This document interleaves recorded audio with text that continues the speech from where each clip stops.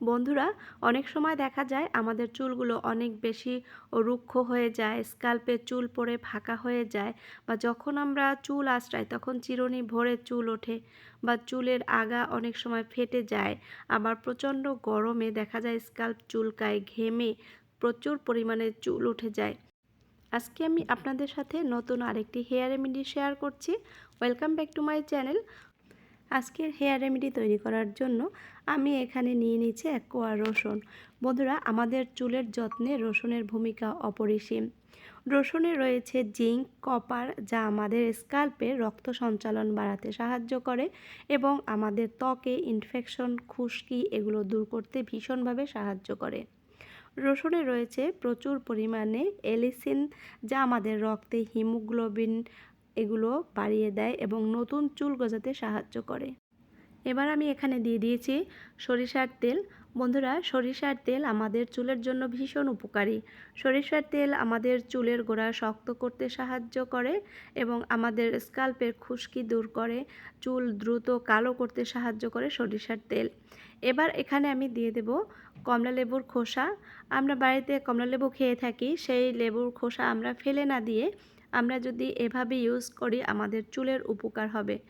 কমলা লেবুর খোসা আমাদের চুলগুলোকে মসৃণ করে, উজ্জ্বল করে এবং চুল ঘন করতেও সাহায্য করে। চুলে পুষ্টি যোগায়, স্ক্যাল্প পরিষ্কার রাখতে সাহায্য করে এই কমলা লেবুর খোসা। তো দেখুন, আমি এটা কেটে তারপরে তেলের মধ্যে দিয়ে দিলাম। তো বন্ধুরা, এই তেল এবার আমি ভালোভাবে ফুটিয়ে নেব। আর তারপরে এতে আমি এবার দিয়ে দেব কারি পাতা। কারি পাতাও কিন্তু আমাদের চুলের জন্য ভীষণ উপকারী।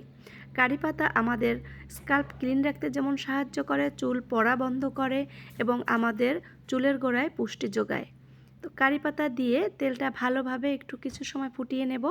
যাদের কাছে কারি পাতা থাকবে না, আপনারা কারি পাতাটা স্কিপ করতে পারেন, তবে এই কারি পাতা কিন্তু আমাদের চুলের জন্য ভীষণ উপকারী। আপনার স্ক্যাল্পের চুল পড়া বন্ধ করবে, স্ক্যাল্পের খুশকি দূর করতে সাহায্য করবে।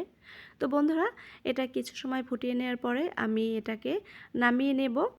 চুলার আঁচটা রাখতে হবে একদম লো। চুলার আঁচটা লোতে রেখে এই তেলটা তৈরি করে নিতে হবে। তো দেখুন, তেলটা কিন্তু তৈরি হয়ে গেছে আর এটা ঠান্ডা হতে দেব কিছু সময়।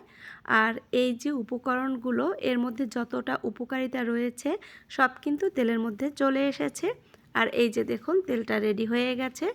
এবার এই তেলটা আমি আলাদা আরেকটি বাটিতে ঢেলে নেব। তারপরে এতে আমি আরও কিছু উপকরণ দেব।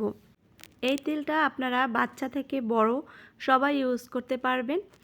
আর এই তেলটা অবশ্যই আপনারা রাতের বেলায় ইউজ করবেন, তাহলে আপনারা ভালো উপকার পাবেন। আর দেখুন, তেলটা কিন্তু আমি সেকে নিয়েছি। এবার আমি এর মধ্যে দিয়ে দেব দুর্দান্ত একটি তেল, সেটা হচ্ছে রোজমেরি অয়েল। বন্ধুরা, এই রোজমেরি তেল আমাদের চুলের জন্য কিন্তু ভীষণ উপকারী।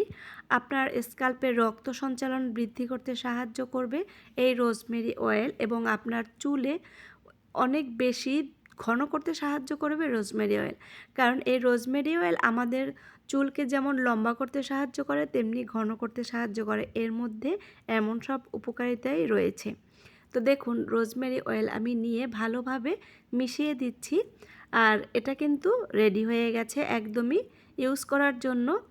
আর দেখুন, এটা আমি আমার মেয়ের চুলে এবার অ্যাপ্লাই করব।